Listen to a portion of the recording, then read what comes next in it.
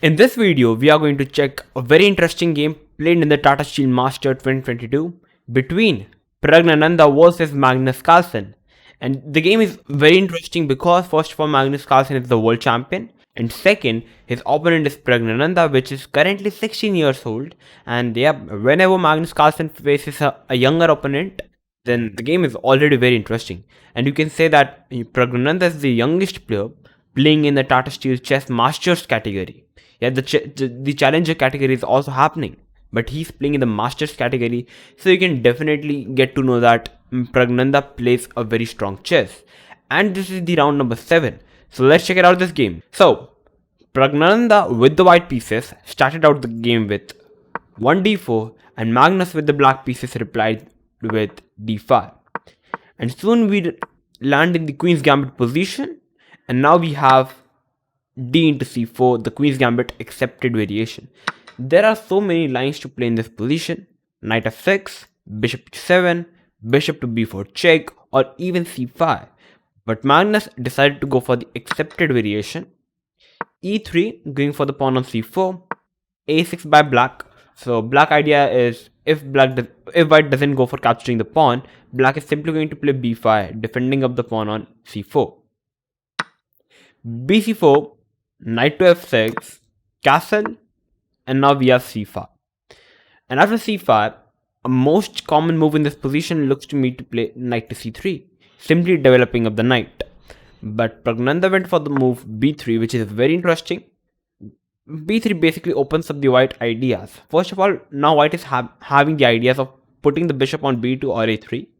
Second idea is now the knight is also open to put on a3, d2 or c3. So you can say b3 is very flexible move from the white side.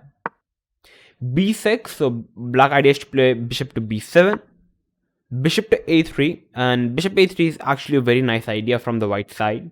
Now black can no longer capture the pawn because after bishop into f8, black can no longer castle. Knight to d7, and now we have d5, a very nice move.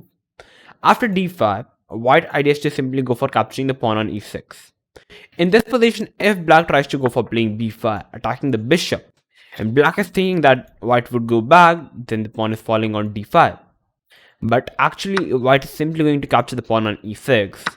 And after b to c4, I can simply go for capturing the knight. And after queen d7, pawn takes, having a queen trade, and white is simply a pawn up, and white is completely better. So after d5, b5 is not possible, so we have e d5, and now we have bishop to d5. After bishop to d5, we have rook to b8.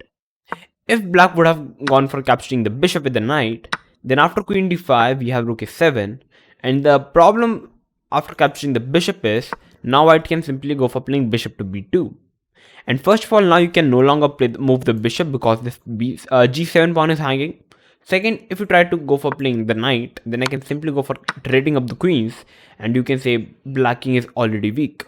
So you can already get to know that knight into d5 was not a good idea. Rook b8, bishop to b2, and now we have bishop to e7 because now the bishop is no longer attacking the pawn on g7 because of the knight. Knight to c3, castle, queen d2, b5, rook to d1, queen c7, and now we have a4 by Praggnanandhaa. a4 was a fine move because it looks like black is trying to expand on the queen side, but a much better move was to play knight to g5. The idea of playing knight to g5 is very deep actually. First of all, white is creating a large amount of pressure on the weak king, and the most tempting move from the black side looks to play h6, hitting up the knight. But now comes the aggressive idea, bishop into f7 check, rook into f7, and now we have knight to d5, not going for capturing the rook. In this position, if you try to trade the knights, I can simply play queen h7, and after king f8, queen h8 is already a game over. So you can say that moving the knight from the f6 square means game over for black. We have queen c6, bishop into f6. In this position, if you try to capture with the knight, which is a bad idea because here comes knight into f6, and after bishop into f6, I can go for capturing the knight. That's the point. Now you can no longer give me a check on h7. But capturing with the bishop helps with, after knight into f6, we have knight into f6, and it's a check. And if you don't go for capturing the bishop and you go for capturing the knight, I can simply go for playing knight into e7 check, attacking the queen. Black is forced to capture the knight, and after bishop into e7, you can say that white is simply an exchange up. So that is why after bishop into f6, black is forced to capture the bishop, knight into f6 check, and here we have g into f6, which is a fourth move. If you try to capture the knight with the bishop or with the queen, then I can simply go for playing check, and it's basically 3 movement. Yep, the rook protects the queen and it's game over. Yep, so after knight into f6, g into f6, I can simply go for capturing the rook. And actually, in this position after knight into f7, the right move is to play king to g7, which is extremely hard to find. Because the basic idea is that you are simply covering the g6 and the h7 square from the queen. But if you, which looks the most natural move is to capture the knight, I can simply give a check. And after a couple of moves, after king f8, I can simply play e4, making a basically square for the rooks, and it's already game over for black. This was the deep analysis of playing knight to g5, but Praggnanandhaa missed it because it was very deep. So he played a4, and now Magnus played h6 because I think he simply calculated that line. We have a into b5, pawn trade, and now we have queen to e2 going for the pawn on b5. Queen b6, e4, trying to push e5 and get some space in the center, and yep, that is the idea. Rook to e8, queen to d2 because the rook was putting some pressure on the e file. We have bishop to f8, queen to f4, and now we have b4 by black, hitting up the knight. So we have knight to a4, knight into d5. So in this position you can not capture the queen because knight into f4, simply after knight into d7, bishop into d7, rook into d7, I can play simply rook b to d8, and it's basically better for black because black is having 5 pawns, white is also having 5 pawns, but white b3 pawn is extremely weak, which gives a winning advantage to white. That is why we have rook into d5, queen to e6, rook to d1, and after playing rook to d1, in this position, a much better move was to play knight into c5. Actually, rook to d1 was simply a blunder by Praggnanandhaa. But actually, currently in this position, both the players, Magnus Carlsen and Praggnanandhaa, were in incredible time pressure. So you can already feel, yeah, just hitting the burn, and they are like, it is currently 22 move, and the move should be like 40 moves to get an extra time on the clock.